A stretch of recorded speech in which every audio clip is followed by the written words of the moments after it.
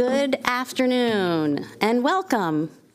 I will now call to order the May 26, 2026 meeting of the Strategic Planning Committee.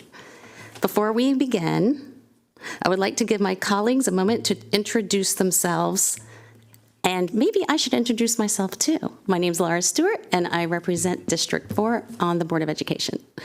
Good afternoon, Rita Montoya, Board Member at Large. Good afternoon, Brenda Wolf, District 5. Thank you both for being here this afternoon. Next, I would like to ask if there are any questions or concerns regarding the informational summary for the December 18th, 2025 meeting.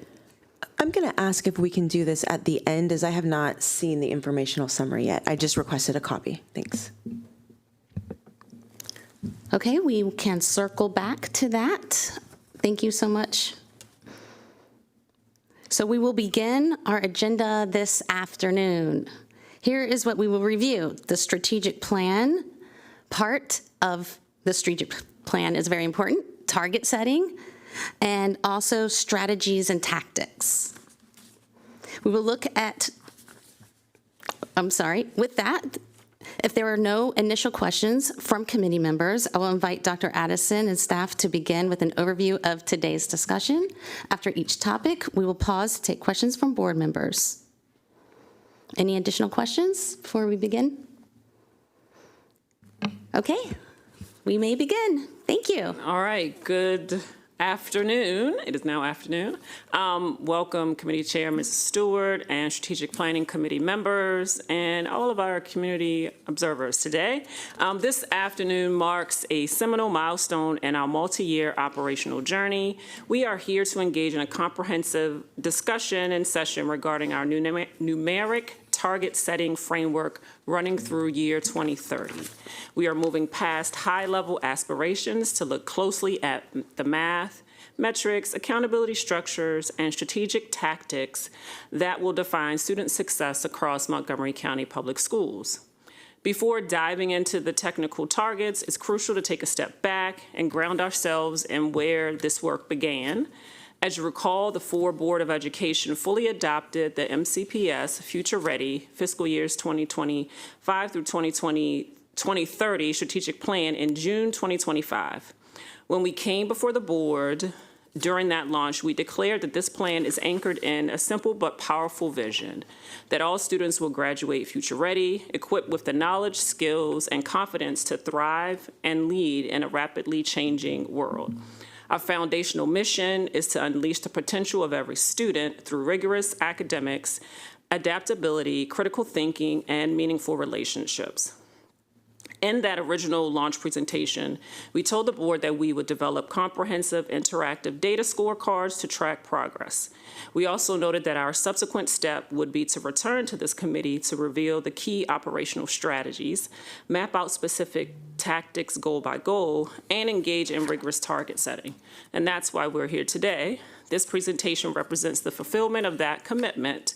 We will fully establish our performance targets and examine the key cross-divisional strategies and tactics designed to drive implementation, resource allocation, and continuous monitoring through 2030. Excuse me. This slide frames the philosophical foundation of our accountability model. Historically, school district data reporting has functioned primarily as trailing compliance exercises, looking backward to fill out state reports, check boxes, and avoid penalties. Today, we're signaling an intentional paradigm shift toward a culture of continuous improvement. Notice the phrase in that first bullet of drive system-wide accountability and resource allocation. These specific 2030 performance targets can directly support how our budget is constructed, how personnel are deployed, and how professional development is delivered. If a target shows a significant gap, for example, that is where our dollars and human capital can flow. Before I advance to the specific timeline, I want to pose a question to the committee regarding the cultural shift. When you review our historic reporting structures, what do you see as the primary barrier to moving from a compliance mindset to an improvement mindset in your oversight rules? And how can our targets help dismantle that barrier? Can you please repeat the question, or is that question on a slide? It's not on a slide. I will do that in the future, and I can repeat it. What do you see as the primary barrier to moving from a compliance mindset to an improvement mindset in your oversight roles? I mean, I have to be honest, it's challenging when we don't have clearly defined goals or when all of those metrics are not set out initially, right? So I've been on this committee now for a year and a half, and I feel like we should be further than we are. I'd like to second that sentiment. We also need to know exactly what's compliance and what is beyond compliance, right? So I think it might be good to get some of that definition, just so we're all on the same page. Can do, thank you. And so, I think Brenda might sorry, want to Ms. Wolf. speak. Ms. Wolf? I think I join in with my colleagues. I'm unsure what you mean by a compliance mind. I do think, though, if we move to an improvement model, we could see movement, and our community will see movement. We just need to know what the targets for movement are. Mm-hmm. Thank you. And we know and acknowledge that and want to ensure that we understand that transparency is the antidote to this compliance tracking, right? So we recognize, and I hear your points in terms of additional information being further along. And by making our trajectory public, we will build a shared vision where data isn't used to punish, but to eliminate instructional pathways and allocate support resources proactively. Next slide. Okay. The 2024-2025 school year functions as our true baseline. This is our ground truth. It tells us exactly where we stood, where we started, without sugarcoating the data, particularly regarding the historical gaps that persist across student demographic groups. For phase 2, you'll see that we're talking about a focus on fiscal year 2027. And why I focus on that is because this is a strategic checkpoint. As I will discuss on the next slide, the state of Maryland is implementing sweeping assessment and accountability revisions that hit full scale during the 2026-2027 school year. This 2-year horizon will allow us to execute a mathematical midpoint check and calibrate our metrics to the state's shifting yardsticks. And then phase 3 serves as the realization window. By 2030, the students who entered high school at the start of this plan will graduate. And this represents full systemic implementation of our target proficiencies. We often look at data only to find failure, but this model will help us explicitly design areas to look for as bright spots, schools or classrooms that may be beating the odds. And once identified, our cross-functional teams will analyze their processes and scale those practices district-wide. One of the questions you all frequently ask is, we see it in one school, but what about other schools? And so this is an opportunity for us to be better able to look at the data in that manner. And conversely, when a metric falls behind the targeted trajectory, it triggers an immediate, non-punitive deployment of intensive instructional interventions and resources. We start with baseline and look at a trend from prior years for some measures. However, if, for example, we start at 50% of students meeting a measure and saw in our trend annual increases of 3 percentage points, by 2030, we would only be at 65%.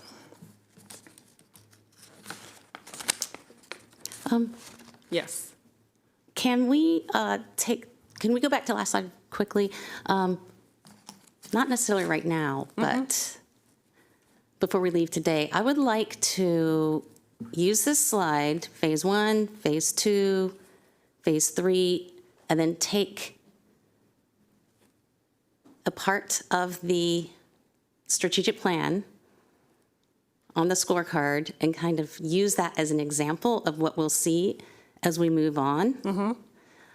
Just using as an example. To me, it helps me, and I think would help the public and board members understand what does this look like in practice and not just in theory. Sounds good. And I think, Ms. Montoya, did you? Okay. I do think the next slide will also help illuminate kind of why this recommendation around a phased approach because of that changing landscape, but can definitely do that. This next slide is arguably the most critical operational slide for the committee to digest today. It illustrates that while our internal 2030 strategic goals remain firm, the external state-level yardsticks are actively shifting beneath our feet. My message to you, I want to be clear, is that we will serve as the stabling anchor to ensure external disruptions do not cause local policy paralysis. So the first thing you will notice is the MCAP, Maryland Comprehensive Assessment Program, assessment evolution. So the Maryland State Department of Education is restructuring the Maryland Comprehensive Assessment Program scales. More specifically, it will no longer be called MCAP, it will be called M-STAR. When testing programs change, their items and cut scores, historical trend lines are typically broken, making year-over-year comparisons invalid. And so part of what we will do is to deploy advanced statistical linking of the data and adaptive tracking. And we will do our best to insulate our schools from this metric shift and shock so that instruction can remain continuous. The next area that's changing is WIDA access.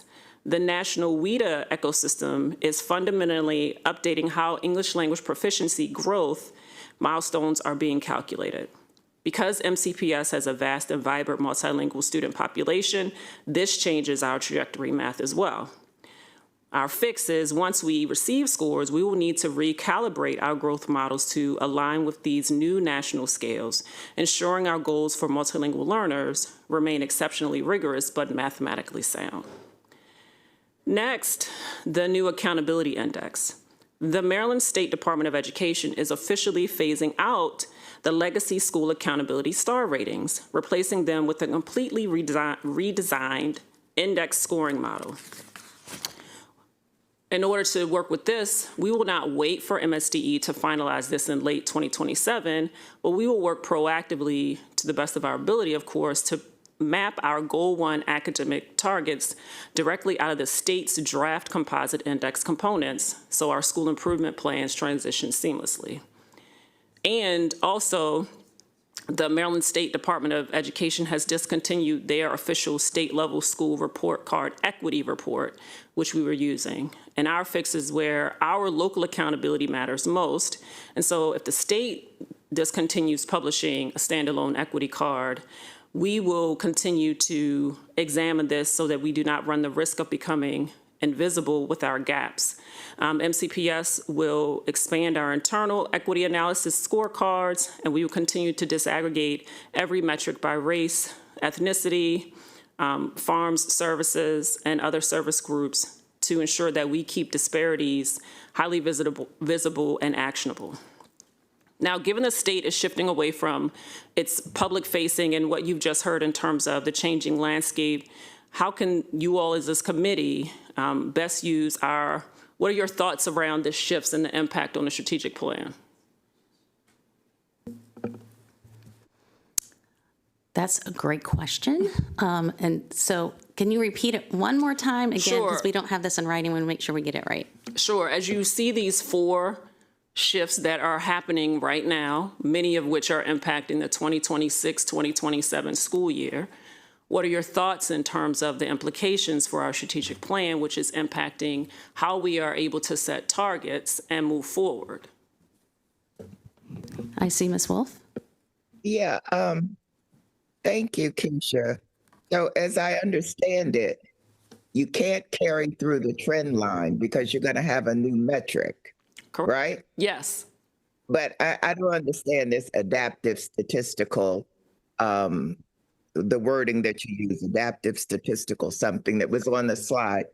So what I'm trying to figure out is how will we know if the progress is real progress?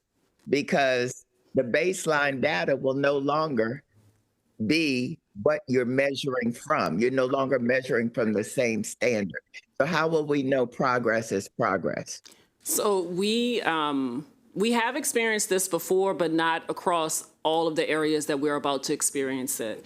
In a few instances in the past, what we have done is reset our baseline based on our data. So when we get to goal 1, what you'll see for some of the targets for this 25, 26 year, you'll see that the target is being held steady, right? So because we don't know what a new assessment will be for this next school year. So, and because some things are going away, for example, our very first goal and objective is about the percent of schools earning 4 stars or higher. Stars are going away, and we do not yet know what the new metric will yield. So it makes it difficult for us to determine what a target might be in that regard, because we do not yet know how the state is going to replace the stars. Okay, so that's why you held the number of schools with a star rating of 4 or higher at 53.5%. Yes. Because I wondered about that. Yes. Okay. All right. And when we get to that slide, I can elaborate a bit more on that if you have additional questions. Ms. Monty? No, I had just wondered why we would have the same percentage if we're looking to progress, Thank you. So my question, using that example of the star rating, we know what our baseline was in 24-25. You would think we still could have a target for this year. So when is the star rating going away? The 25-26 or the 26-27? I mean. Yeah, so one of the things about the Maryland School Accountability Report Card is the data is released in December. And so the timing of that release of data, and I have a few questions into the Maryland State Department of Education, but I've been asking questions in terms of when will that shift occur. So since we received the data during the 26-27 school year, it's not yet clear what or how some of these shifts might be impacted. For example, WIDA Access is a measure on the Maryland School Report Card. There are new WIDA Access scores that we are already receiving, and in the summer, there will be new growth scores that we'll be receiving. And so we do not yet know if the state is going to apply some of the new scoring into that model. So that's one of the reasons why there's a recommendation to hold it steady. Okay, my question is, all right, the WIDA Access restructure updates to the 25-26 ecosystem, but we're already done with almost. We're getting close to be ending the 25-26 year, right? And so they're not going to retroactively change that, right? So as it will be, the restructure is for this next school year. Just if I can understand the timing of this better. One thing to note is the Maryland School Report Card includes lagging data. And the data we're receiving right now for WIDA Access is some of the new scoring, and they're doing additional standard setting this summer, and we will get additional scores to apply for the upcoming year. So again, I've asked the state, are they going to hold it steady in terms of how to calculate growth? Because one of the things that the WIDA Consortia, which puts it out, says you should not compare the new scores to prior years. And so we're getting new scores now, and we're being told not to compare to prior years, but that's how you calculate growth. And so that's why there's a bit of an unknown in that area. So I know this also must be a little bit frustrating, right? We're trying to streamline some things so that we can kind of fit into this rubric that we've created, right? That you guys have worked a long time on, even before we both got here, Ms. Wolf and yourself as well, and your team, of course. So I just want to acknowledge that first, because it's challenging to try to set benchmarks for goals when then the goals are shifting, or we hear that they're going to shift and we don't know exactly when. Yes. And even in this slide that we're looking at here, slide 4, there's different years of implementation even, right? For example, the MCAP and then the WIDA. And then it looks like the STAR system is still a little bit up in the air. We know it's going to be replaced, but we're not really sure with what or when. And I'm just thinking out loud a little bit here. It almost feels like we need to pause our own development of our plan and rubric because we have to wait for some of these things to solidify, right? So for example, with WIDA, yes, they made the updates to go into play, 25-26 year, but then the lag in getting the data, right, creates issues there. And so I'm just wondering, Because here, I'm just going to, to be totally candid, I get really concerned when we are making system-wide decisions about the teaching and learning that goes on for our children, when there are so many things being changed at the state level, which then we have to change here, and when we recognize that some things like the MCAP are going to be completely changed, it makes me uncomfortable for us to base decisions that impact children's lives on last year's MCAP scores or this year's MCAP scores, right? That's really concerning for me. Obviously, MSDE is looking to change it because they don't feel like it's capturing what they need it to capture. So we don't want to then make huge decisions based on these faulty assessments, right? So I guess just as kind of like an organizational approach matter, and this is just really what you think, Dr. Addison, and maybe you haven't thought about this yet either, and I do want to acknowledge that. But should we be pausing maybe some parts while we wait for this to be developed? Or what I don't want to do, because there is so much work to be done for all of us, is that we keep going the way we're going, we're developing out these things, but we know that it's going to change. Or we know it's in the process of changing, or they're going to have to fine tune this or that. Because then what we're producing, and in this instance through no fault of our own, but it's not something that we can really rely on because, again, through their own admittance, the MCAP is not capturing what they want to, or the WIDA needed to be restructured or whatnot. And so just like for WIDA, we would have to look just at that year because that's all we can do. We can't compare. I just get really hesitant to then put something into a strategic plan where we're saying, okay, this is it. And then the community is looking at that, but it's really in flux, again, through no fault of our own. Right. So I'm just wondering, and for my colleagues as well, is there some way that we think we need to kind of maybe pause certain parts or something like that? I'd like to piggyback on that just real fast before you answer. There's some areas in there that just uses map reading and dibbles that we could move forward. So is there a way to do some kind of highlighting or something of the areas where we're waiting for the state? Yes. So to the question about pausing, I have thought a lot, especially in preparing the slide for our discussion today, in terms of the implications of all of this change.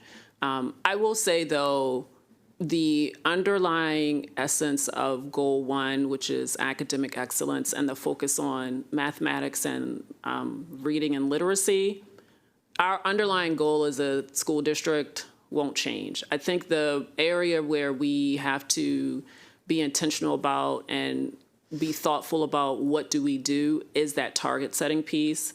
Our focus on ensuring that our students are able to read literacy, they're meeting literacy expectations, mathematics expectations.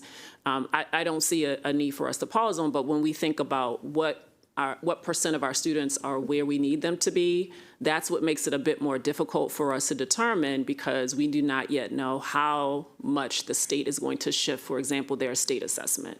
The aspect of MAP, yes, we can intentionally continue to monitor a MAP. And I want you to understand that one of the things that we did with MAP, though, in terms of our targets and when we share MAP data with you, we intentionally matched it, or we did linking to the state assessment. So we said this score on the MAP assessment is likely for a student to earn that 3 or higher on the state assessment. So we know we will need to do a lot of revisiting for our assessments. MAP data is curriculum agnostic, though. It's Common Core state standards. So there are things that we can continue to look at. I know that NWEA, which publishes the MAP assessment, also does their analysis that allows us to be able to use that to intentionally monitor how students are performing in reading and mathematics. So it doesn't stop kind of our ability to be able to speak to teaching and learning. It just slows down, I would say, our ability to say, we know that X% are meeting right now, and we want to grow, and it gets to that improvement piece that Ms. Wolf raised in terms of being able to monitor progress toward what we know is the expected outcome aligned to newer state standards. Right, but how is a parent supposed to, and I did not know until right now, that the MAP exams that our kids take are also, I think linked was the word you used, right, to MCAP in the sense of if they, kind of the scoring ranges. Yes. Is that a good way to explain it, right? The scoring ranges are kind of calibrated to the scoring ranges on MCAP so that we can have a good read of how they might do on Yes. the MCAP, which makes sense to me. I understand that.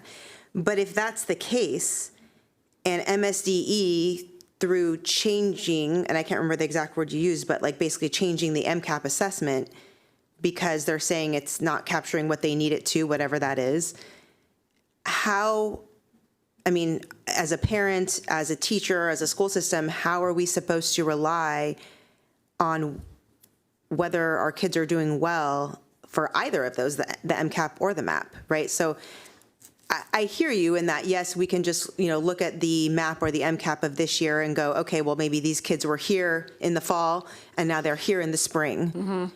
But if the test is faulty to begin with, then what is that telling me exactly? I mean, as a parent, with all due respect, it's telling me nothing, right? It's bad data. So I get concerned because then we're using that to make very big decisions that impact children. And sometimes we're asking board members to raise our hand for those things. But this is the first time I'm hearing that there's a problem with the tests and the data. I want to clarify something. Are you saying the MAP scores both in reading and mathematics, that we do something to those tests to align it with, or you're just saying we're tracking certain areas where lines? Because it's my understanding that that is a set Yes. test that's standardized whoever takes national, it, yeah, right? so- Nationally. yes. So it's still a measurement. We can still measure growth. Am I correct? Yes, and. Okay. So. Please give me the and. Yes, the NWEA assessment is a nationally normed assessment. And the data that they share in their reports are nationally normed. It tells you from a nationally representative sample of students how your child performs. So the 50th national percentile is kind of like in the middle on average where most students perform. When we share data with you, the data that you see as the starting point in our strategic plan, and when I say we, I mean the memos that we send to you and say what % of our students are meeting a specific score on NWEA MAP, we have intentionally done analysis to say the score that a student should earn on the math or reading assessment that reveals the likelihood of earning that 3 or higher on the state assessment. So yes, we will still have the opportunity to share nationally normed data from the MAP assessment. And one of the things that we learned from our analysis when we did that is that, and for many years, and I always blame myself because when we were coming out of the height of the pandemic, I hopped out there and said the 50th national percentile is where we want students to be. And we learned when we mapped that to the state assessment that that is well below what a 3 or higher on the state assessment is. It was more like the 65th or the 70th national percentile. And so we know that while a student will be in a really good range for their performance, for the outgoing state assessment, the national norms, we had to look a bit higher. I think that it's, in my opinion, and I don't know about my fellow board members, that we still track what we can that will be staying steady so we can see if there's growth. Yes. And I don't think any of us here will say there's no need for improvement and for growth. So I think it's important that we still keep our eye on the ball. And in our strategic plan, I understand we need to tweak a lot of this based on state. But where we can, again, keep us focused, keep our eye on the ball. So otherwise, if we just hold steady for a whole year, so much can happen without us even knowing. Brenda Wolf, did you want to? No, I was just going to say basically what you said. I think we have to have some measurement of growth for this school year. I was just curious as to, you have numbers going all the way through 2030 on some lines. Would we have to revisit those? Yes, for some. But the ones that now let me go to that slide because we're under goal 1, and that's dibbles. And so let me walk through this slide and I'll talk about that dibbles row. That dibbles row is our grade 1 reading. And dibbles is something that's not going to change, right? That is something that speaks to the early literacy of our students. And we started our baseline with a 74.7% of our first graders meeting that exiting benchmark. And so this is an area, because that is not an assessment that is going to change. The state does not have primary grade assessments at this time. And so this would continue to be our metric for MCPS as it relates to early literacy. So that is one that we are able to share and push our targets aggressively from 74.7% as our baseline to 87% in 2030. So that's one of the reasons, because there is no connection to the state assessment. Well, I'm actually looking at the slide where you have filled it in for mathematics. That's the one I was a little bit concerned about, because you had projections all the way out. Yeah. And while I do have some questions about the projections, they seem kind of low to me. I was just wondering, won't those have to change? And like Rita said, should we even be putting anything out there on those lines beyond this year? So that, yes, they will likely need to change. And part of the conversation I was going to, or I plan to have, or we can still have regarding that is, one approach is to not put anything down. Another approach is to go ahead and begin putting some targets out there. We don't know yet how much the state is going to shift their assessment. It's been a minute since they shifted from the Park assessment to the MCAP assessment. They went from 5 levels to 4 levels, so there's always some type of shift. I do know that they're going to be changing some of the standards that are examined on the assessment, but we might not be too far off.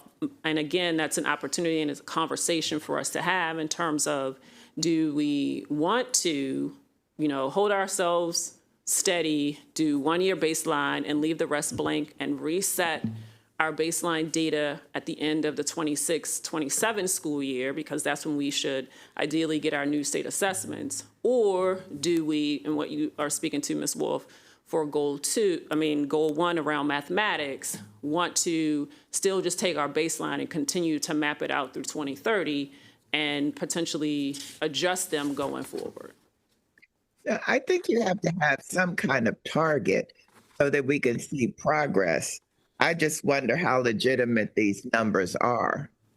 And just from my own looking at them, I'm disappointed at how low the projections are. And I know we don't want, I know sometimes, some years we have, if you could use the word, overcalculated. And this may be more realistic, but you'd have to convince me that this is more realistic, that in 26, 27, you only expect 45% proficiency in mathematics.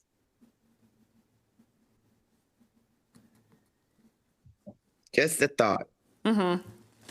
And so one of the things that we do is, and I mentioned it earlier, in looking at target setting, is looking at the trend, right? So we look at our prior year increases across multiple years. And that's why I gave the example, if we start with 50% of our students meeting a specific metric, so let's just pretend 50% of our students were meeting mathematics, and in our trend data, we were seeing on average each year a change of 3 percentage points. That's kind of how we start out there and progressively increase. And I hear your point. And for mathematics, that is one of our challenging areas in the district. And you'll see that we start very low with our baseline. We have 35.7% of our students meeting that mathematics target, the proficiency for the state assessment.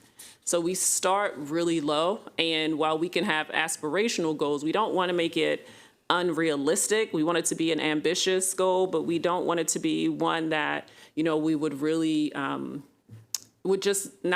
not be attainable given what we've seen in terms of our pattern of increases across multiple years. I know that we get this information at some point during the year, but can I get the proficiency broken down by demographic that we are right now? And my question would be, when you talk about progress and you put in let's say you have in here 50%, should we expect that everybody's going to be at 50% when some people start at 25% below that and some only start at 5% below that? And that's a conversation we have not had in the district in terms of individual targets for different student groups. Typically, we have an overall district target, and then we disaggregate the data to show the performance by student groups. I guess what I don't want to see happen is that the groups aren't progressing. All of them aren't progressing. I want to see movement for all of them. That's why I need to see it broken down. And I know you provide that at least once a year, maybe twice a year. But if you could send that to me, I'd appreciate it. Yes. Thank you. I would like to affiliate myself with Ms. Wolf's comments and questions and requests. And so, of course, we need to find a way to measure what the kids are doing, right? And, you know, I don't like that my kids have to take 50 million tests, but like we got to find some way to measure the kids, right? And in academics, that's what we do. We take tests. And so, yes, of course, even during this time of transition or confusion, we still got to find a way to figure out whether we know if the kids are learning, right?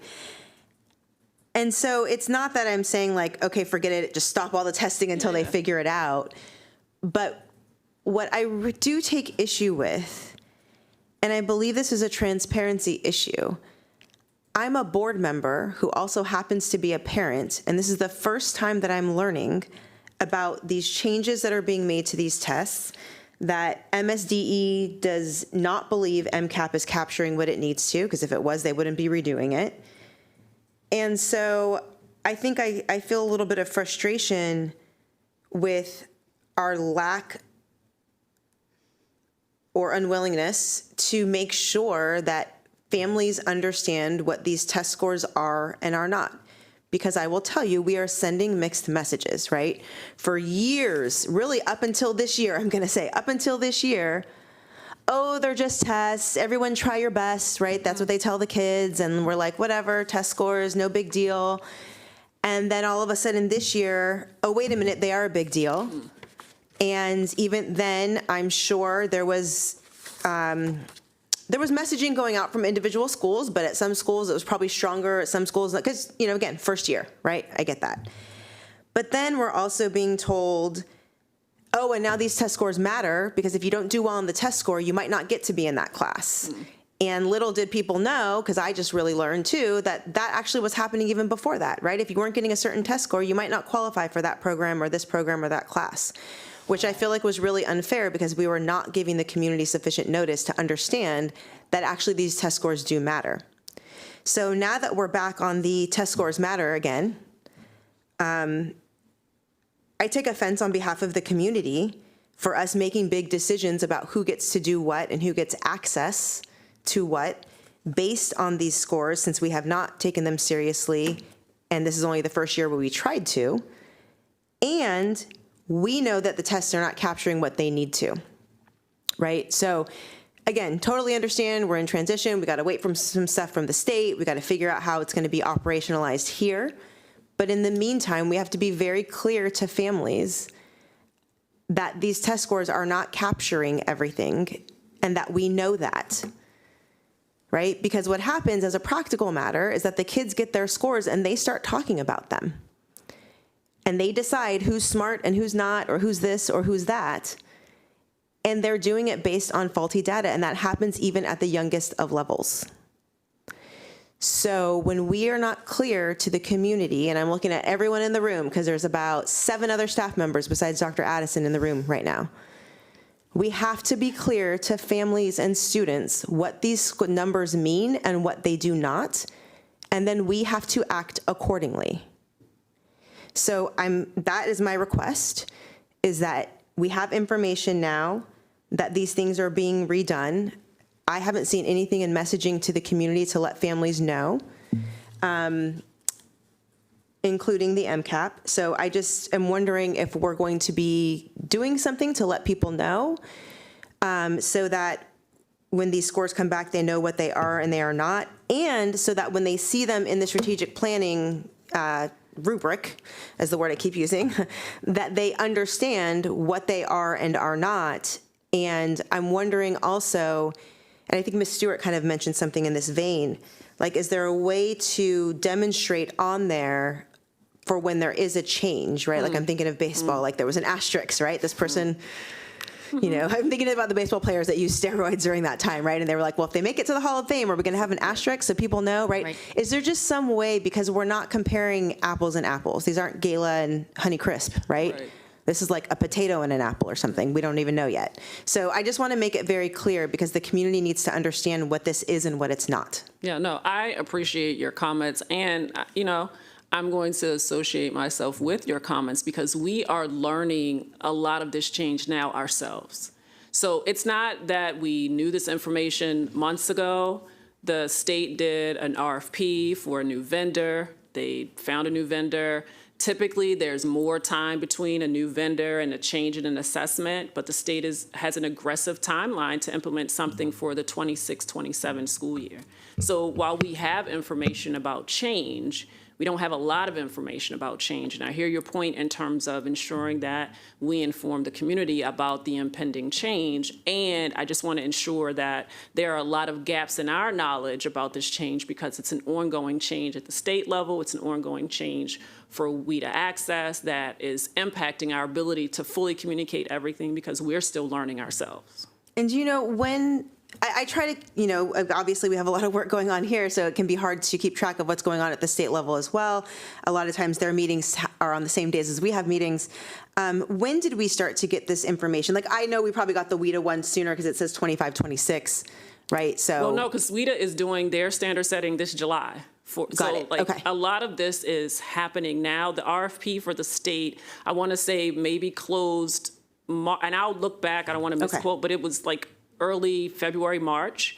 And so it is not that it's been a long time that we've kind of known this information. Can definitely kind of give you a timeline for the things that we are learning and by when. And that was for the MCAP? Yes. So they hire a vendor to come decide how to calibrate these or whatever. Okay. And do we do the same thing for MAP as a national? MAP is nationally one that's used, they did like standard setting last year, so okay. But it doesn't impact us in the same way that a state assessment or a WIDA would impact us. Okay. And have we just as a precautionary measure, have we like connected with Dibbles to be like, hey, are we staying with the same test? Are we looking at any changes? That's something if there are content team folks who might can speak to that. Just like as a proactive thing, that way they don't pop up in July like, hey guys, Dibbles 5.0 or something, right? Thanks. Mm-hmm. So I have another question on ranking of MCPS among Maryland districts based on composite score and star ratings. And understanding there's changes happening, but we do expect to get star scores for the 25-26 year, correct? So I don't know. We don't know. I'm saying this is where there's a gap because of the timing of when it's released. It's released December 26th. There is a possibility, like the state could say, yes, we will definitely continue with the stars for the release in December 26th, or they could say, because it's the 26-27 school year, while it's based on 25-26 data, we want to use this new composite scoring model for what we will use going forward. So that unknown is kind of where I am. And again, I've put some questions out to the state, like, how are you going to apply this? How do we do the WIDA Right, because it's like they were testing us without us knowing what the rubric and the standards and everything was, right? So I would like to get that follow-up as you find out. So we're kept up to date on what is happening with this, because it makes a huge difference, right? So we tell all these kids, go get your 5, right? Right. And now we don't even know if we're going to see stars. So, but that doesn't change like our position in the state necessarily. So as far as position, I would, right now we are 9th. Based on a score that may or may not be there. I expect there'll be some kind of score. So maybe we could take this and say, okay, whatever systems they are, we would like to move up from 9th to 8th, for instance. This is just something to look at because, face it, in this world, people do compare, right? Yes. They say Montgomery County, there's this narrative that in the past we were number 1, and now they look at this and we're like, we're number 9. What's going on? Are we moving up in the ranks? So it's just something to think about as we look at these and make asterisks, et cetera. I think those positions are still important. Can we go to the slides? Yes, that. I think we skipped ahead in your slides, and I apologize for that. No worries. I'd love an organic conversation about what we're focused on. So we can I want to elevate and connect to what you just shared, Mrs. Stewart. What you'll see, and I want to acknowledge, I know the numbers are small. We will, once we get to our tool, public-facing tool, it'll be a little easier to show this. But one of the things I want you to look at, which is that third row, which is related to the MCAP assessment. Our baseline is 57%, and for the end of this year, for 2025, 26, do have a target of 60%. So there is a to your point, to Mrs. Wolf's point, to Mrs. Montoya's point, we do want to show that progress. Ideally, we should see the same, we should see some type of reporting of the MCAP assessment that students just completed because it hasn't changed yet. What makes it difficult is going forward or beyond the 25-26 school year because we do not yet know what the new assessment will yield. And perhaps we may decide, and I'll definitely defer heavily to you all, in terms of what that new baseline will be at the end of the 26-27 school year. We might want to reset the baseline at that time. So how did we choose these numbers? So a target of 60% versus 57%. What's the thinking around that? So looking at the trend in terms of how have we increased across the multiple years for that performance? And then, okay, do we keep it the same? So again, if we were seeing 3 percentage point increases for prior years, maybe we started with a 3 percentage point increase, and then, and what we've done in the past for some of our strategic plan target setting is increasingly kind of make that percentage increase more aggressive, so that we know that we don't want to do 3% every year. And some of you might see that, but we will need to, in order to kind of get to, high 90s or 100%, we're going to have to move beyond a consistent or static 3 percentage point increase across the multiple years. But again, looking at the prior year performance and change across those multiple years is kind of where we started with this target setting. Do you take into account, for instance, if there's new curriculum that will be implemented, that you'd keep it steady and then expect it to accelerate based on the curriculum that we are purchasing? We should, and I would say that typically our curriculum is aligned to Common Core standards. So ideally, where we might see an impact of the curriculum might be on district assessments, but ideally I would think that it would be more consistent with kind of those Common Core state standards. I think, Ms. Montoya, do you have a question? Yeah, just looking at that same slide, I noticed if you look at the very bottom, it's Objective 3, kindergarten and first grade dibbles. Yes. So our goals trend up and then they drop down. Yes. By quite a bit, 13% for reading, 7% for reading and 9% for math. Can you help me understand that? That's the last row. Yeah, for the 29, 20, 30. So why would we then? Yep. want to set a goal to be worse. So I kind of was like, ooh, that was just an oversight and error. Okay. So I definitely want to acknowledge that technical, transcription error on that. It really should have been going from 76 for the mid-year, 90 for the end of year. So that was more of a cut and paste and then forgetting to change it. Thank you. We all make mistakes. Yes, yes. Thank you. All right.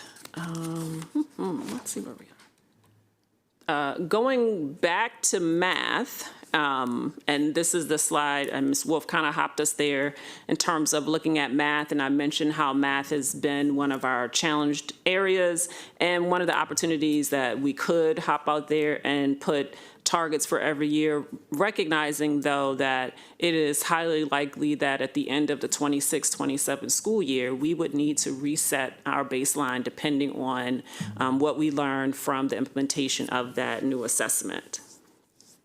When you look at the catch-up growth rate for the reading, you saw kind of we did this intentional progress, and we can do something similar for math in terms of moving from 47, the top of that one is still reading.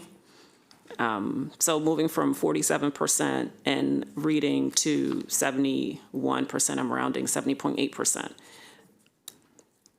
But again, when we look at our mathematics, we have an opportunity for our district assessments to engage in some progress, and some of those, again, another technical data entry error in that area. And so it should be, the true system target should be 65.5 and 67% as you get towards the end for those district assessments for the elementary level.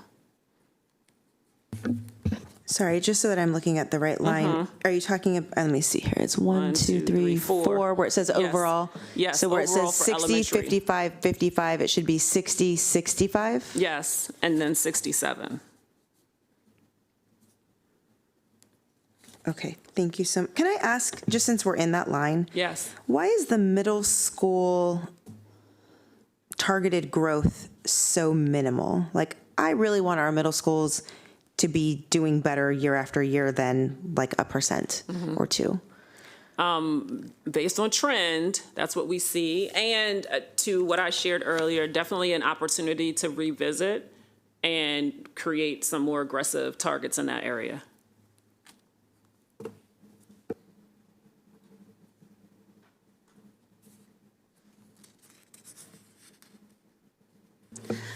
So in the rhythm of working on this strategic plan as we go, you do expect that we'll revisit these numbers as we go, correct? Yes. This is and we have not yet had this conversation here. Right. And so while it is our initial conversation regarding this, and we recognize the importance of setting those targets, and we talked about it earlier around having targets before the end of the school year, just didn't expect a lot of this change that's coming that's impacting the academic excellence pillar. And even when we get to goal 2, there are some shifts with college and career readiness that I think is benefiting us in terms of some of the changes because we know them, and it expands opportunities for students. Can we talk about the couple lines that say in development Yes. for a baseline? Yes. So in development are those areas that represent metrics where data structures are being stabilized or where state baseline definitions are being finalized. And so and I'm seeing the percentage point gap and proficiency rates based on reporting group, based on the Maryland School Report Card, that goes back to originally when the state put out the Maryland School Accountability Report Card. They had a separate report card that showed performance by every racial ethnic group and service group. And we were able to use that. And then when I reached out to the state, like, hey, where's the 25-26 data, it was shared like, oh, we are no longer reporting it that way.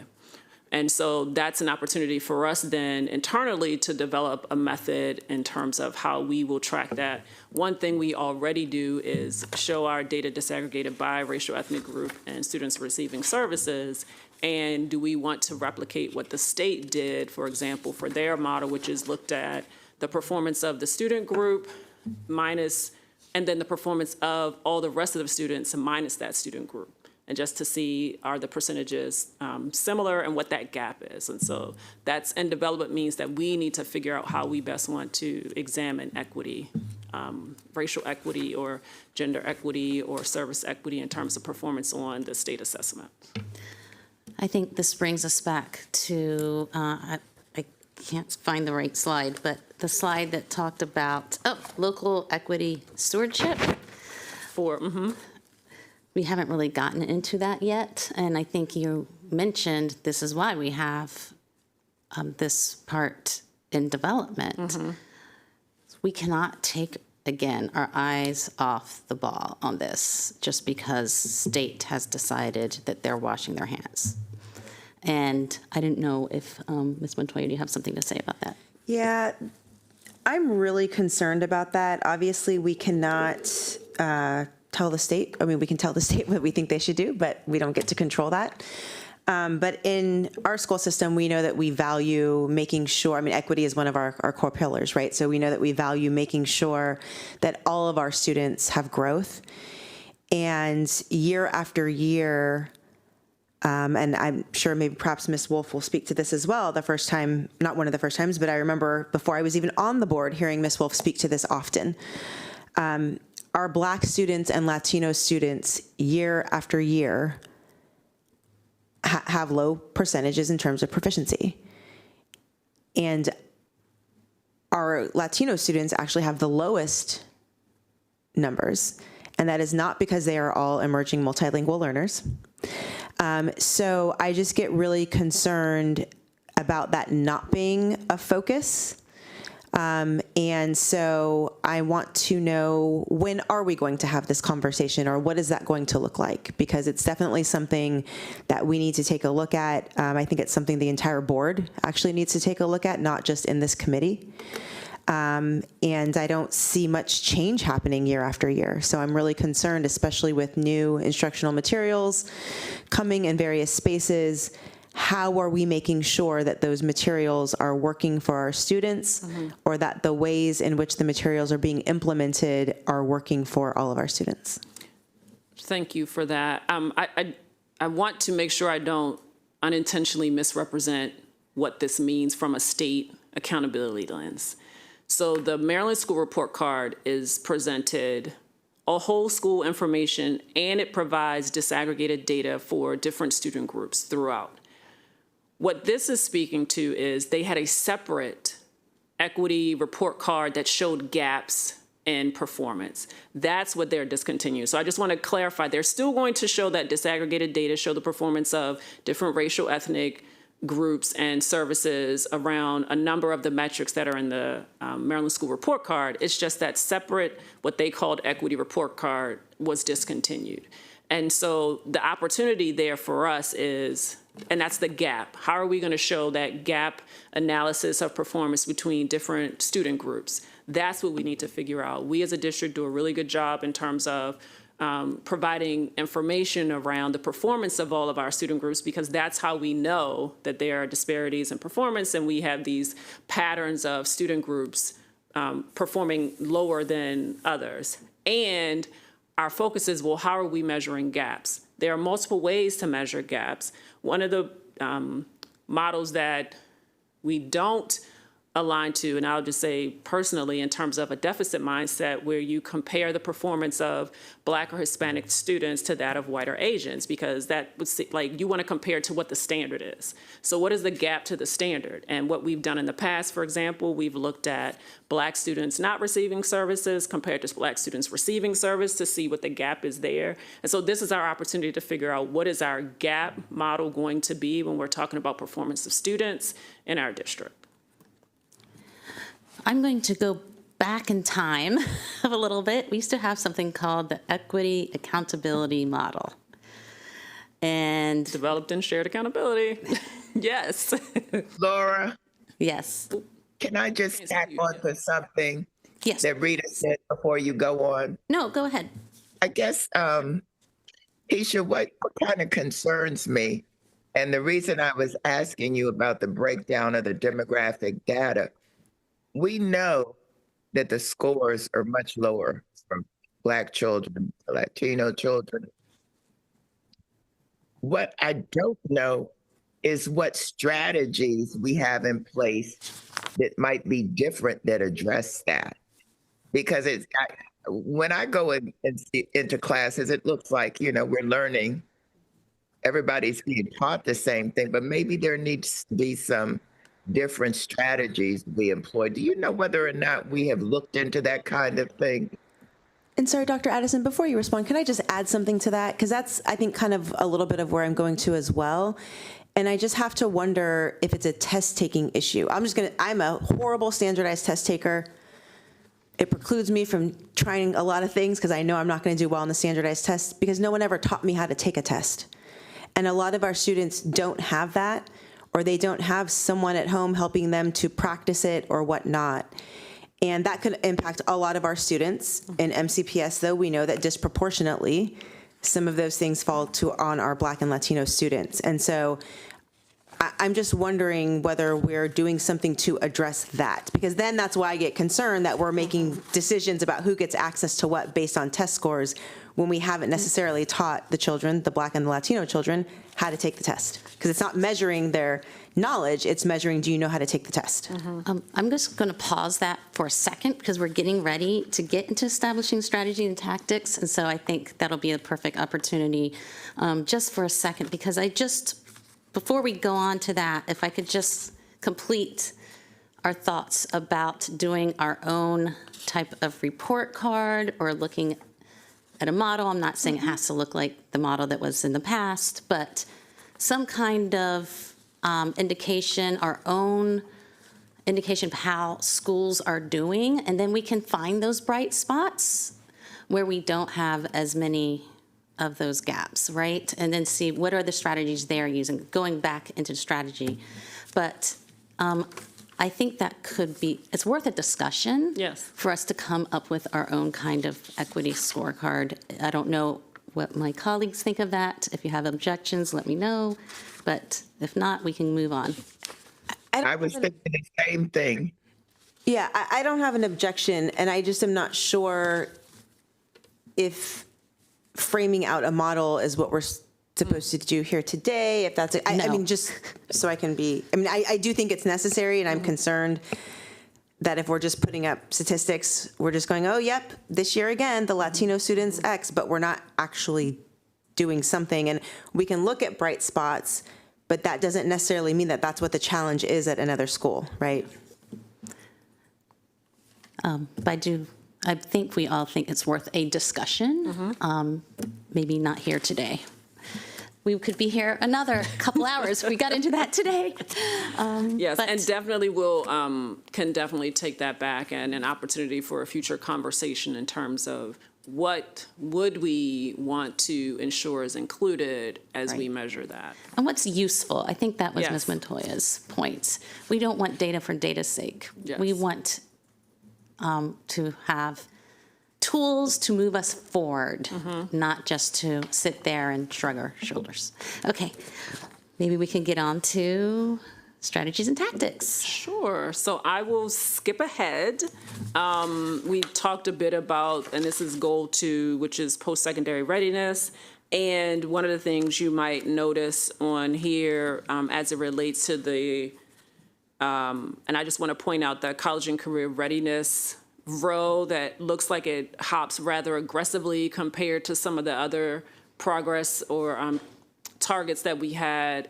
And that's because the state has already adjusted their college and career readiness measures, and they've expanded them. So when the state expands opportunities, so it now includes the PSAT as an opportunity, and it was very limited before. So we have an opportunity because we as a district, for all 10th grade students, they take the PSAT, we do the SAT school day, and so when there are more metrics, multiple metrics, it provides an opportunity for more students to be able to demonstrate what they know and are able to do, particularly with the college and career readiness benchmark.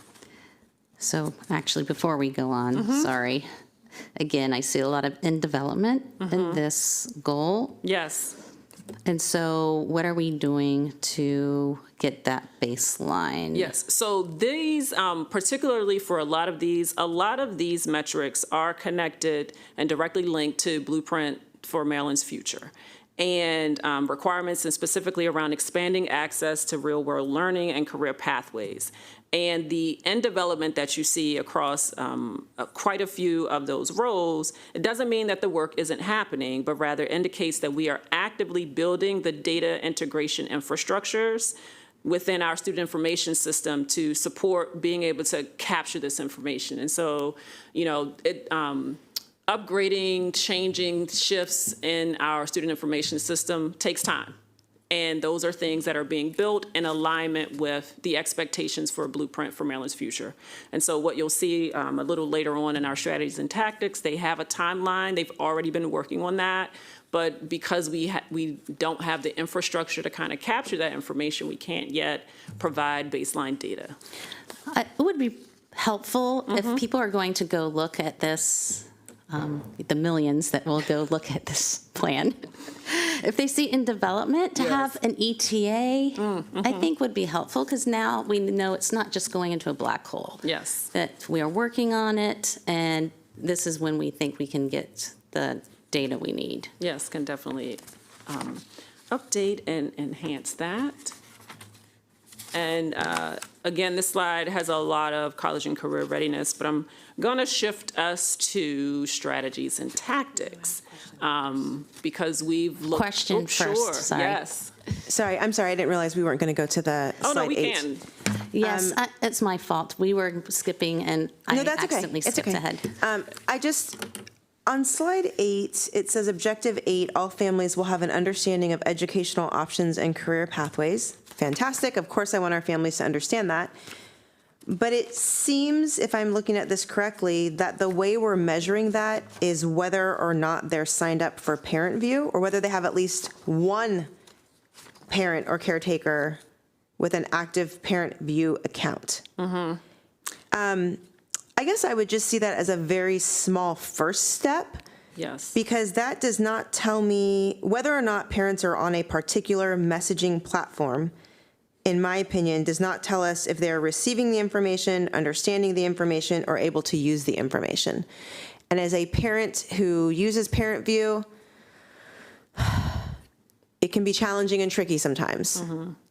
All of a sudden, now my password's not working, so I can't access it on my phone, or I didn't realize there was an app even. I was doing it on my laptop, right? There's just so many issues, and someone simply having an account in and of itself doesn't tell me personally as a board member anything other than that person has an account. Yes. I mean, I have like 100 apps on my phone, right? We all have all these different accounts these days. So I just feel like I would really like us to envision that being measured in a different way. That perhaps can be one, that's fine, because of course we do want parents on Parent View. But I think there's a bunch of different apps too, quite frankly, and it gets a little confusing. Am I supposed to go to Canvas? Am I supposed to go to Parent Square? Is Remind still a thing? Right? So, yeah, I just would want to really encourage us to take a broader view of How we measure it out. our measurements need to tell us something, and that does not tell me what I think we're trying to say it tells me. And it's difficult to understand in the manner that I've captured it on the slide. That is one of two options for supporting that objective. The first one does say % of families reporting increased understanding of options and pathways on post-event surveys. And to your point, we still have an opportunity to kind of continue to think about what are some other ways that we can ensure to what you're saying, that not only are they receiving it or accessing that information, but understanding it and being able to effectively support their child. Right, especially because if I'm reading this correctly, it says that that survey is not even done, it's in development, right? So we're not actually doing that. So right now, the only thing we're doing is we're saying this many people signed up for Parent View, and it's only one parent.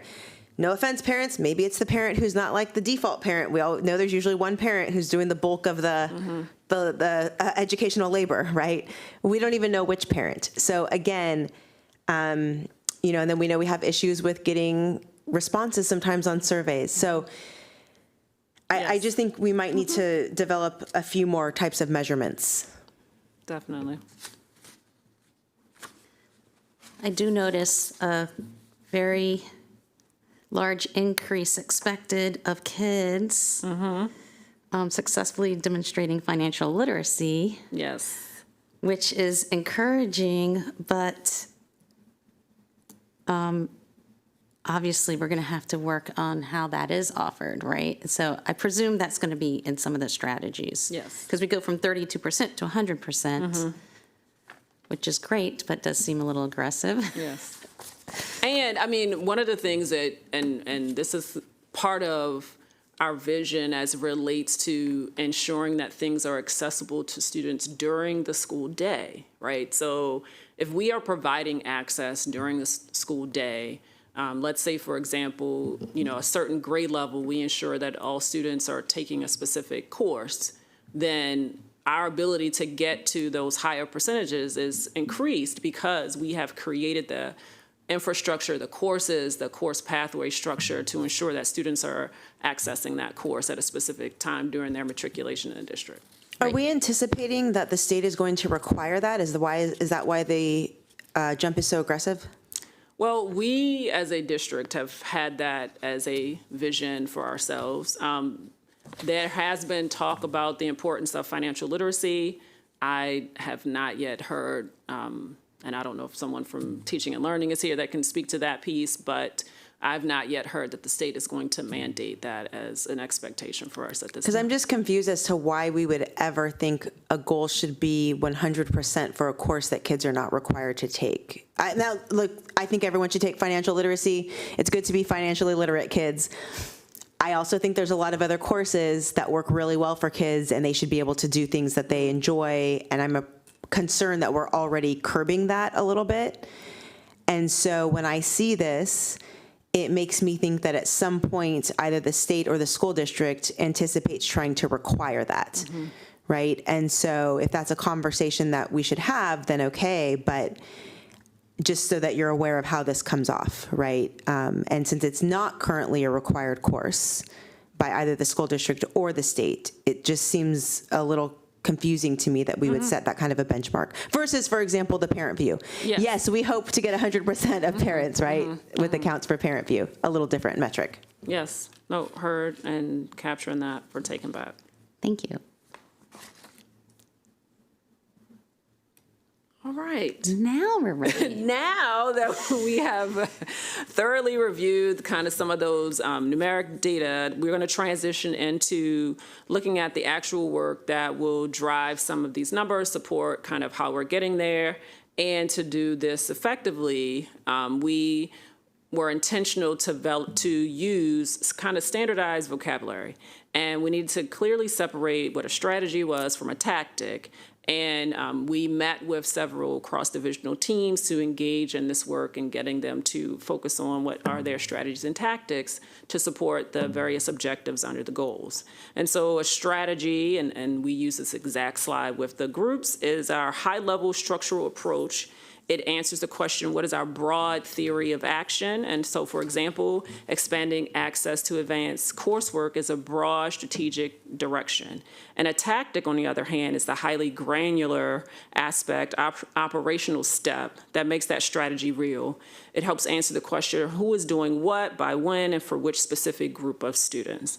And so, for instance, increasing APIB enrollment specifically among our multilingual learners is an actionable step, and we might say at specific schools to make it even more actionable. And so for every single objective in our strategic plan, our district teams worked to explicitly define these 4 factors: clear ownership by a lead office, concrete operational milestones and timelines, explicit funding or staffing resource allocations, and foundational equity considerations to prevent unintentional impacts on certain student groups. And so as we move into actual strategy slides, I want you as a committee to think about those areas that I just mentioned, and if there's a tactic that sounds too vague, or then call it out. And we're here to kind of ensure that our operational plan is clear and understandable. And so this slide details our cross-divisional operational mandate. Historically, large school districts fall into this trap of institutional siloing. And so under this approach, our objectives forced cross-divisional collaboration. And if we are lagging on an academic metric, it can no longer be viewed as an instructional problem, right? It's treated as a combined challenge requiring teaching, leadership, and different teams to solve together. And so we'll now review some specific completed examples of these strategic breakdowns. Now, I will tell you I've reduced because everything can't fit on the slide, so you might not see everything on there, but tried to keep the high-level strategies and tactics, what we were looking at for some of the examples coming up, and intentionally connected them to the goals that we just reviewed. So this first one, we know this is one of the areas that were indicated as the changing landscape as it relates to target setting. However, still wanted to be able to bring this forward to you. And so when you look at this operational logic of Objective 1 under Goal 1, instead of creating generic school improvement plans that sit on a shelf, this strategy mandates that school leadership teams treat the state report card indicators as precise, engineering diagnostic. Principals look at where they are losing fractional points, whether it's chronic absenteeism, multilingual growth, or low group math proficiency, and focus their improvement goals on the specific areas with the highest leverage for student outcomes. And when you look at those tactics, you'll see that's the work of how the central office teams support this. We don't just hand principals a report card and walk away. The cross-divisional teams execute mandatory quarterly school site visits to review progress against those specific indicators. And, there are opportunities to host targeted data office hours and level-alike conversations with principals and professional learning communities to share best practices across the different schools. And what you'll notice under the success indicator is that the phrase, and I should have said student group because I prefer not to use subgroup, but I didn't catch it myself, but subgroup sensitive improvement. And this is where we focus intentionally on equity in terms of student performance. A school cannot improve its overall index score on a Maryland report card if it leaves, and kind of to what Ms. Montoya and what Ms. Stewart and Ms. Wolf also said, right, if we are leaving our lowest performing demographic groups behind. And so the math of the state index structure is something that's explicitly weighted to favor gap reduction. And so aligning our equity commitments with our accountability metrics. And so again, we must remember that even though there's a changing landscape, we may need to adjust in some areas as it relates to this. But overall, a lot of these, the strategy and the tactics to support the state report card can kind of remain static, except for kind of what the measure will be. Do you mind if we have questions? No, I don't mind at all. Thank you. I don't know if Ms. Wolf has a question, because she was bringing up strategies. So, Yeah. do you want to go ahead, Ms. Montoya? Okay. I just wanted to give her an opportunity first. Yeah. And I say this respectfully, I really do. But when we're looking at Objective 1 in terms of MCPS, where we fall in the line of performance in the context of the entire state, and we're looking at the tactics, and then we're looking at the success indicator. So when we're looking at whether or not we're successful, are we actually measuring whether the school or the school system is successful, or are we measuring whether central office was successful in these tactics that are here to go into the individual schools. Does that make sense? Right? Because if, and I'm not saying we are or we aren't, right? I'm just saying, but if these tactics, the way, okay, so we're visiting a school. I visit schools all the time, but I don't visit them with the purpose of strengthening the staff development or the, et ceteras, right? We have office hours. Okay, awesome. Well, if the office hours, everyone's just sitting there, water cooler talking, is that help, right? So training, same thing. Trainings are great, but if the staff receiving the training don't find the training useful or effective, then aren't we just checking a box, right? So I'm just wanting us to really hone in here so that when we say this is successful, that it's clear what is successful, and that we're actually measuring and drilling down to the right things. No, thank you. And as you were talking, one of the things that I wrote down is more detail of what's happening for each of the tactics identified. Because to your point, it is very general. It does not specify what is the intentional work that is happening to support the ensuring that we are able to meet this objective and meet the performance metric.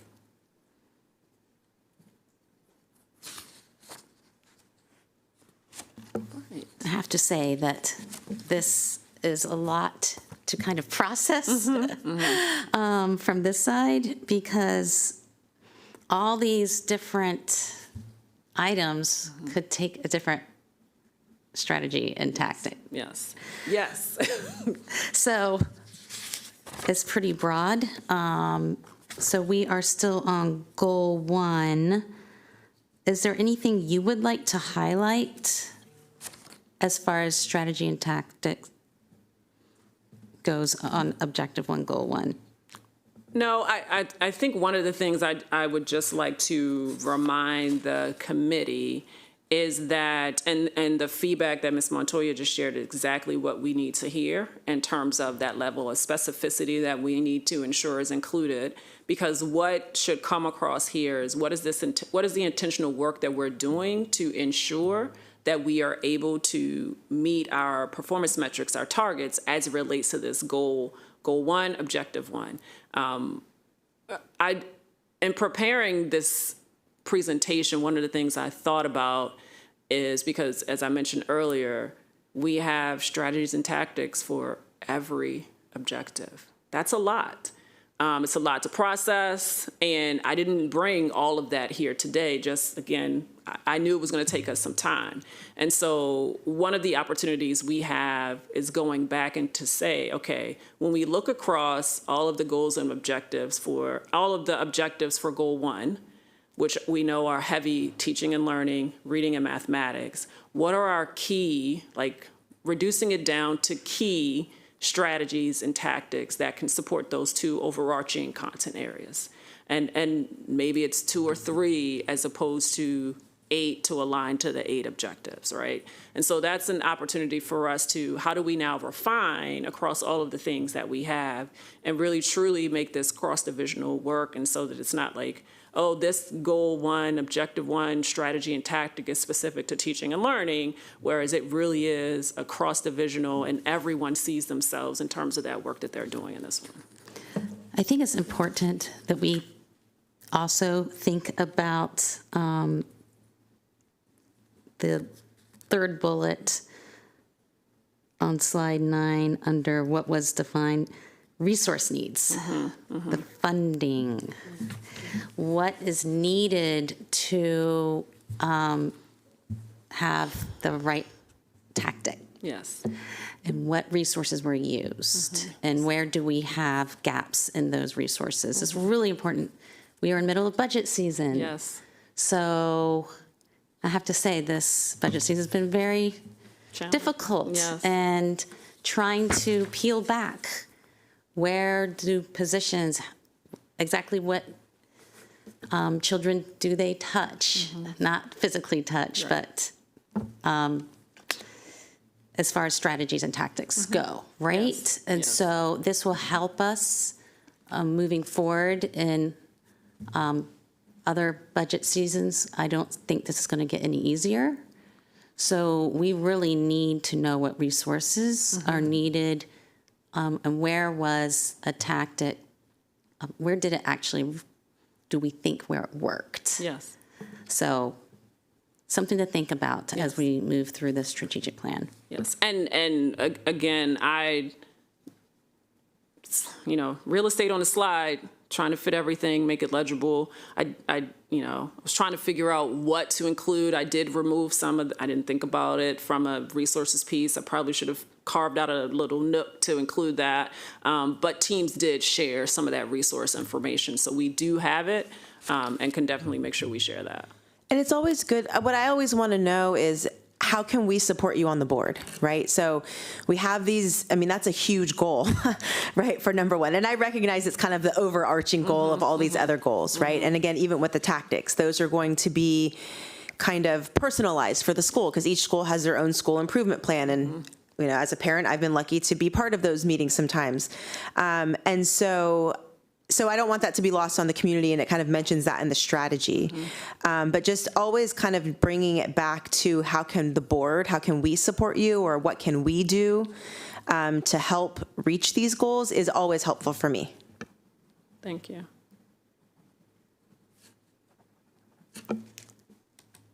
I don't see any hands up, so we can move on. All right. So this is Goal 1, Objective 2, just another example of strategy and tactics connected to this. This slide represents our comprehensive transition to the structured literacy, grounded in the science of reading. And so you'll see our core strategy centers on the full implementation of core knowledge language arts, or CKLA curriculum.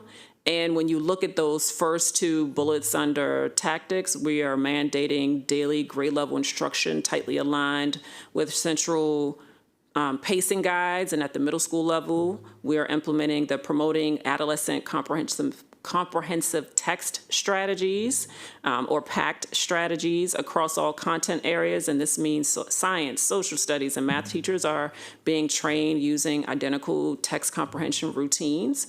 And so when we review that final bullet there, you'll see that we are actively talking about training principals to look for biased instructional practices during routine classroom walkthroughs. I think, to what Ms. Montoya mentioned earlier, just ensuring that we have an opportunity to ensure that there's enough specificity here so that you understand what that work looks like, and then what does the data look like that supports the work that is happening.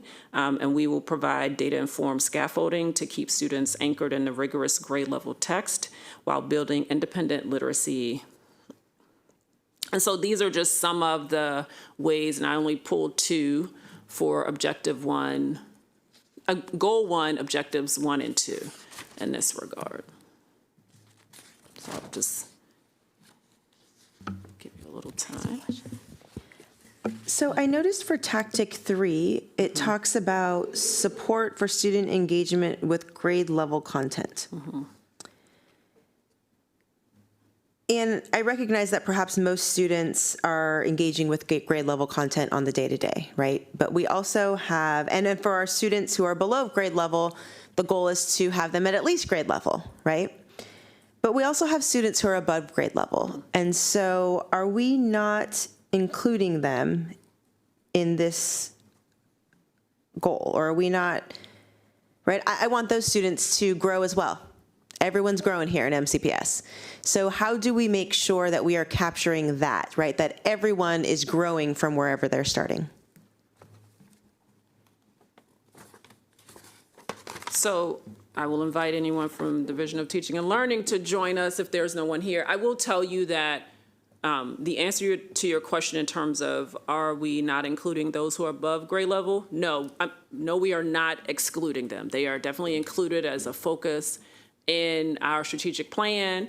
We definitely have an opportunity to better communicate that in terms of what is written.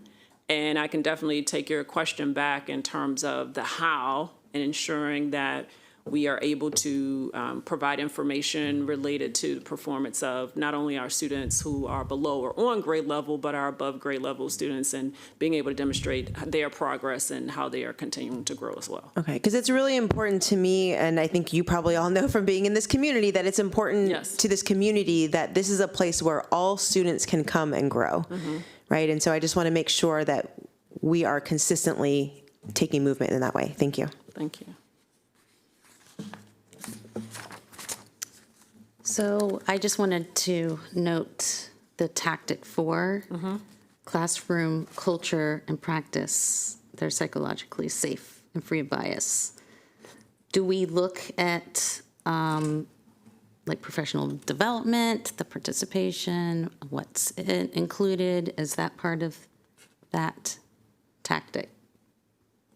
Yes, so and it actually, while it is not explicitly called out under Goal 1, we do speak to our ability to examine what professional learning is provided, and then how are we ensuring that what was learned is actually being implemented.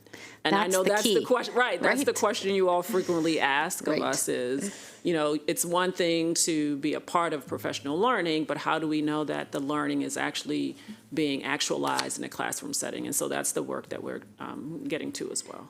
Because we might need to change the way the professional development is being done, for instance. So if we notice that it's not clicking, it's not working, it's not showing up in the classroom, well, that means we might need to make a change in how information is delivered. It's just something to think about. Growth mindset is not just for our kids, right? Right, exactly. It's for all of us, and how we can make things a little better in the classroom. Thanks. Thank you. And I just had a related question. Obviously, our staff are a big part of the culture of the classroom, but so are our students. And it's challenging for students to learn in an environment where there is bullying. And I'm just wondering if we have contemplated that being part of that 4th tactic, how we address that. Especially in the younger levels. I sometimes feel like we think we're doing a great job, but some of the things that we tell kids, like, well, ignore it or play with someone else, like, that doesn't help. And so I just am wondering if we can just maybe take that into consideration moving forward. Yeah, thank you. I wrote that down.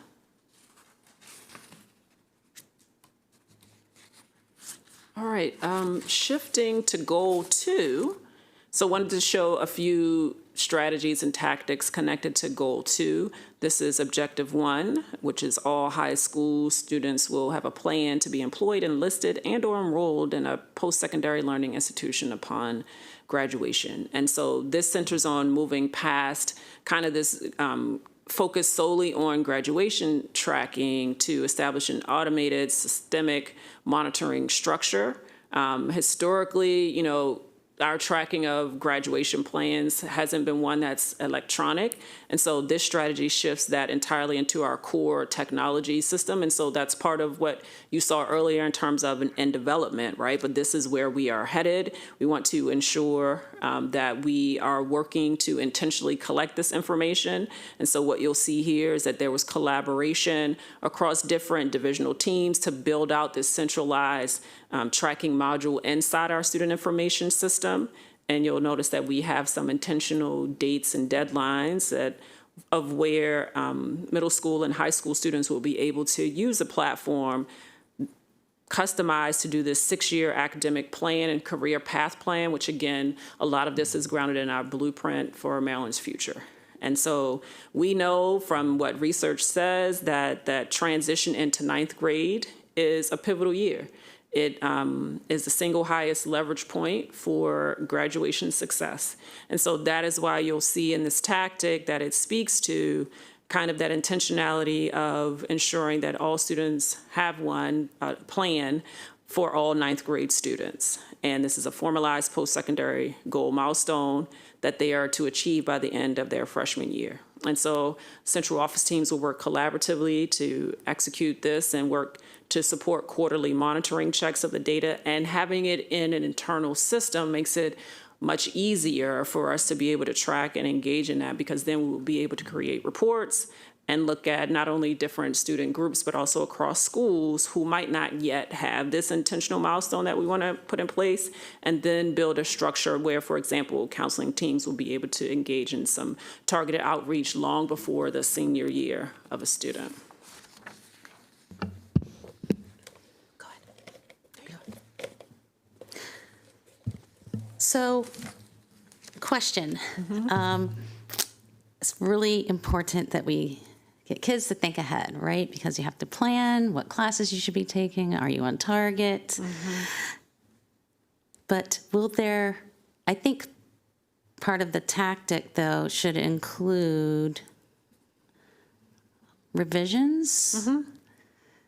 Because you might start down one path and realize, wow, that path actually isn't for me. And actually, that's a great thing to find that earlier than later, right? So you might have to switch your own trajectory for that child so they are actually seeing a path forward that they could be successful in and also get personal fulfillment. So I'm curious how that happens after the 6-year plan is actually created. And I will share that I know, because again, we came together as teams around the different goals. So I know that the lead team leading this has engaged in that conversation in terms of intentionality of having students revisit their plan. I don't want to misspeak because I don't remember exactly by when, but I know they have intentionality that students will revisit this plan during their matriculation through the years, be it middle school through high school, but I know there's some intentionality there to make sure that students have an opportunity, because to your point, at the end of 8th grade, beginning of 9th grade, I might think I want to go into a career in one area, and then I might later on say, you know what, that's not my interest, I now want to shift and do that. And so I know they're planning to support students in that regard. Ms. Montoya? So I have mixed feelings because I just, their frontal lobes are not even totally developed, right? And we're like, hey, pick a career, kids. And I remember when one of my kids came home in elementary and was like, yeah, they told me I have to pick one of these things. And I was like, what is going on here? Right? So it becomes very stressful for them. My child was very stressed out. And I heard from some other parents about the same feelings, and this was elementary school. So I get a little concerned at this idea that we're having them like pick a path and take this test and it's going to tell you what you can be good at, right? I get really concerned actually about putting labels and kids in boxes or letting ceilings really on their heads also for making them think they can't do something because all the boxes they checked about what they liked fall into this category of career or whatnot. That being said, I know that there are certain requirements that we have. And so I'm wondering a couple of things in terms of access. So I see this is going to be on Synergy, one more platform. Are parents going to have access to that plan? So something to consider. Yes. If we don't know yet, that's okay. I personally don't know, but I'm sure the No, and that's what I'm saying. So this is just something parents are going to want to know. With all due respect to my children, they're amazing human beings, but they're still children, and so it's helpful when we have conversations, right? Will students have access to this after graduation? Right, we're making a whole plan, and then bye, and you never get to access it again.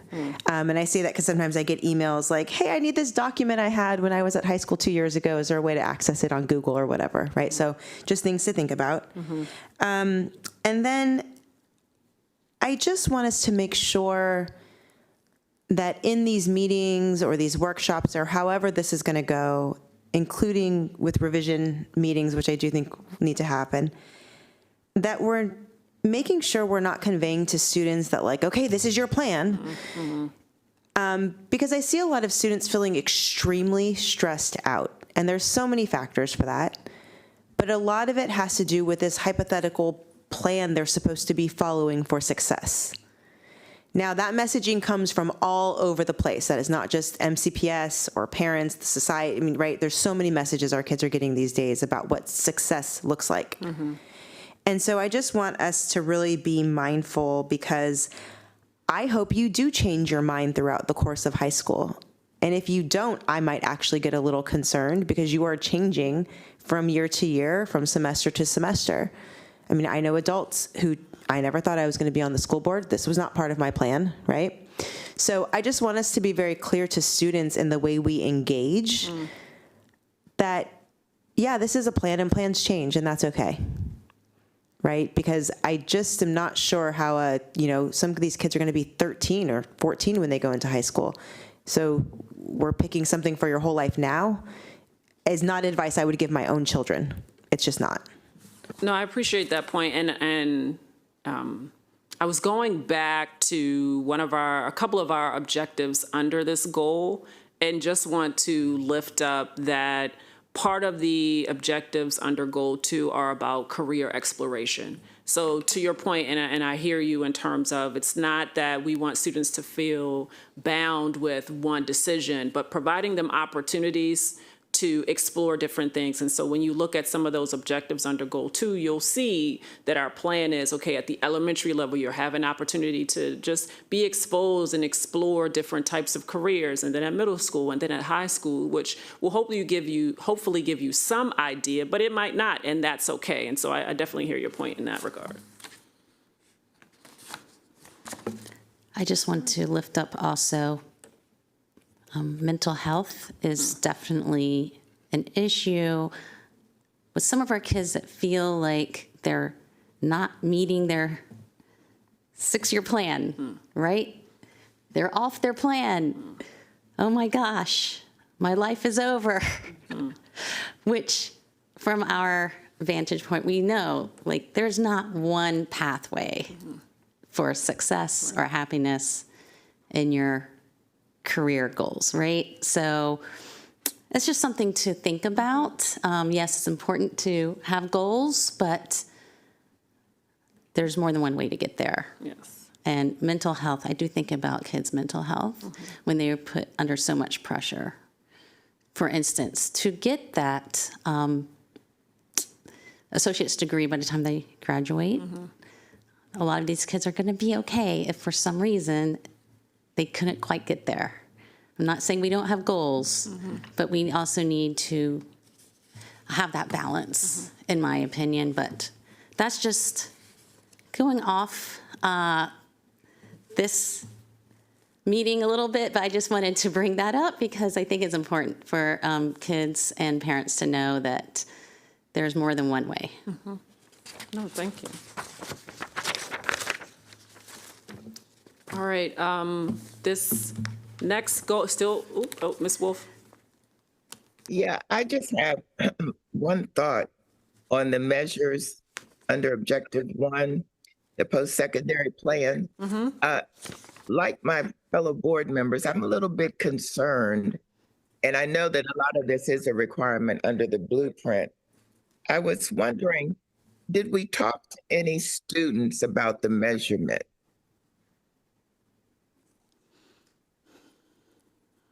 No, but we can. I would be very interested in getting some feedback from them, particularly around this performance metric, percent of seniors completing key milestones aligned to the post-secondary plan. They may have some other ideas about measurement too that might be more accurate, because I know for myself, this was not my plan either. And what I ended up doing for a career was not exactly my plan. So I just think it would be good if they could have some input into how different ways this might be measured. Yes, we can definitely work on that. And as an extension, and I know this is not totally maybe something to measure, but I'm just thinking about what Ms. Wolf said and just my own experiences. And, maybe this goes into just kind of the conversational piece when we're helping students to craft these. Sometimes life happens and it derails your whole plan, right? I thought I was going to go to med school and be a doctor. And then I had a health issue, and there was no way at the time, there were no residency requirements for your lifestyle, right? They didn't care if you worked 10 days in a row. There was no way I could do that. And so I had to change plans, and I had to figure it out myself because there wasn't anyone to help me to absorb that, right? So just these kinds of, like, I guess, real life pieces that go along with it. Because we don't want to assume that our kids are going to get that piece. And I have to be honest, I'm a little concerned about all of this given the budget. Yeah. And that college and career navigators are on the proposed list of cuts. With all due respect to WorkSource, Montgomery, and MoCo CAP, what I'm hearing on the ground is that that's not really their area. So, you know, I do want to, at some point, we're going to have to talk about what this means and how this goal is supposed to be reached. I mean, maybe even for the next goal, right? There's some with apprenticeships and whatnot. So these budget considerations are very real, and they do impact our staff's ability to help our students to reach these goals, and then for our school system as a whole. So I just want to throw that out there because I think we're always going to have to be taking a look at things and recalibrating. I second that. Thank you, and I appreciate and definitely recognizing the current fiscal landscape and implications and kind of what's been proposed and the impact on that. So awareness of that as well. This next goal 2, objective 2, this slide directly addresses why the real world learning target on slide 7, and we didn't really go through the details, but was indicated as in development.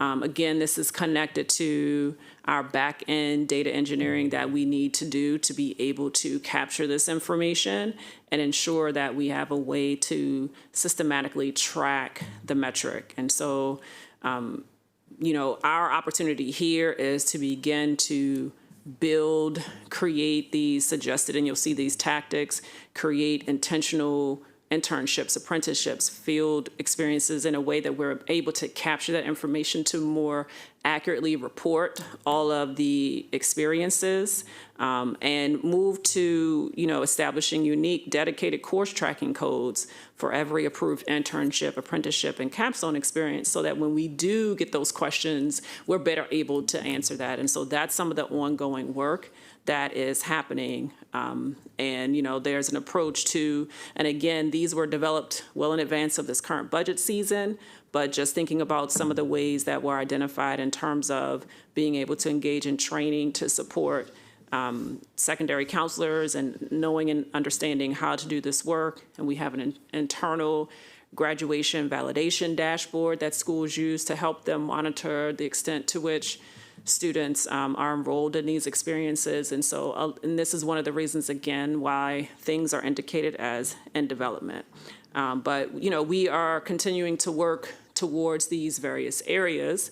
And, you know, once we have that infrastructure developed, it will be much easier for us to be able to share and report out in our public-facing way to be fully transparent around what's happening with students as we are supporting them in this area. It does seem like there's a lot of work to be done to track this accurately. Yes. Are we also thinking about the internships or, well, mainly internships that aren't through MCPS? There's a lot of summer internships. Kids apply for them. They might get their teachers to give recommendations, but it's not through MCPS. I'm thinking about my own child did a summer internship at NIST, and he applied that on his own, right? So although he did get information from his, I think, college and career counselor that these would come up.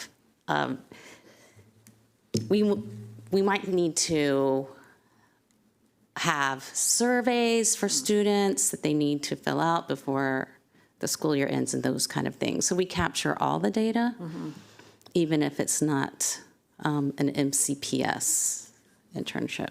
Just something to think about. Yeah, no, I appreciate that recommendation. I think, again, part of what we thought about from a strategic plan lens is what we as MCPS want to intentionally and thoughtfully provide an opportunity for all of our students.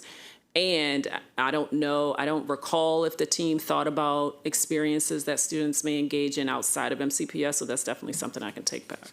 The reason I think it's important is because if they already have this other experience, why would they need that second experience if they, Nope. you're going to choose, you should capture all the relevant information, in my opinion. And so they might not try to access through MCPS, and it might look like, oh, only 70% did. Well, yes, but maybe it's because the other 30% got the information somewhere else. So if the goal is really that students just experience it, but we might want to track how they came to get it so that we know what's working and what's not. Yes. Thank you.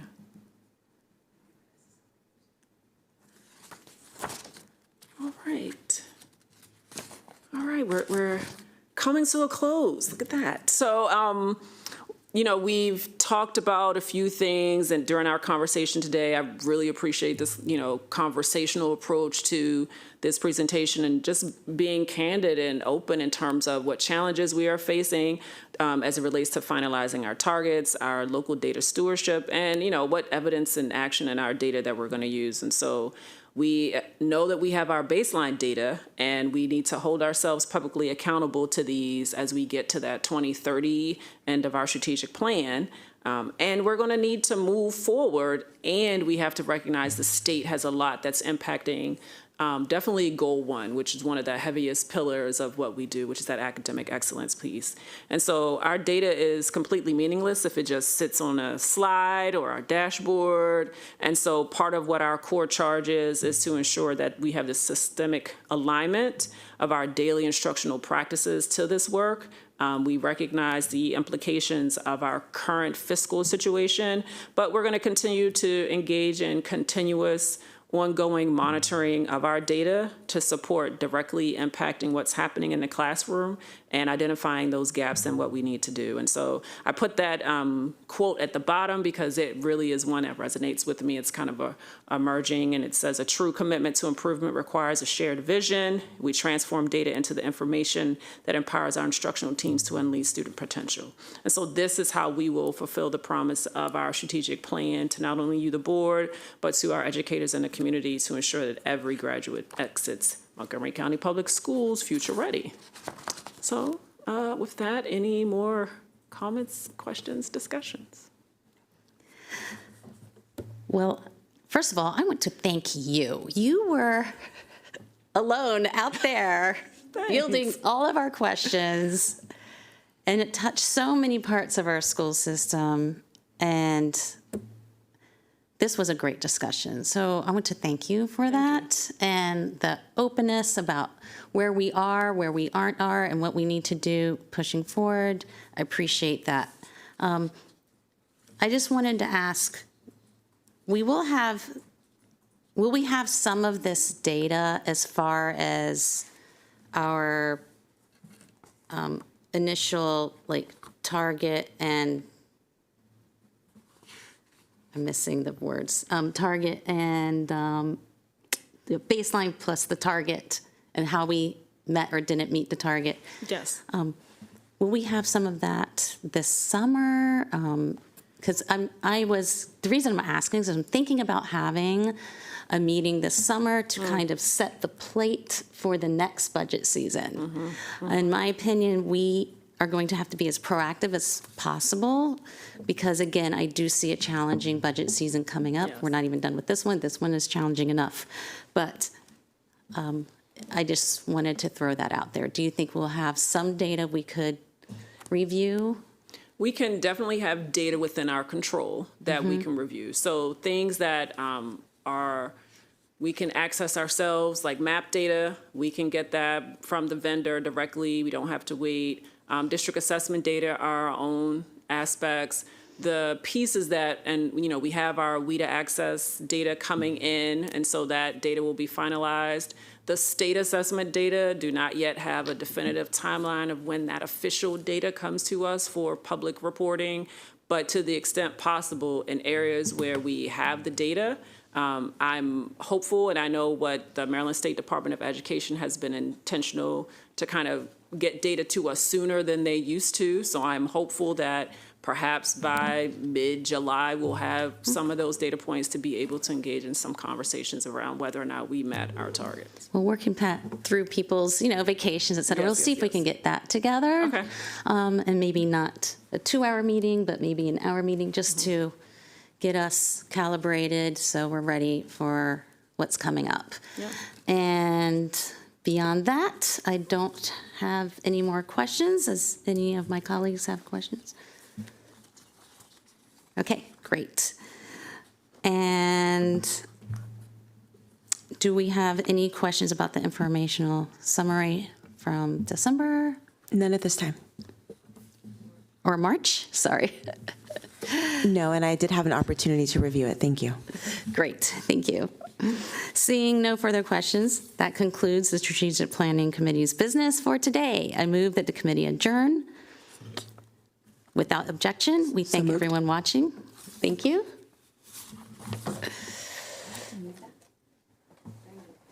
Oh, okay, and we are good. Thank you.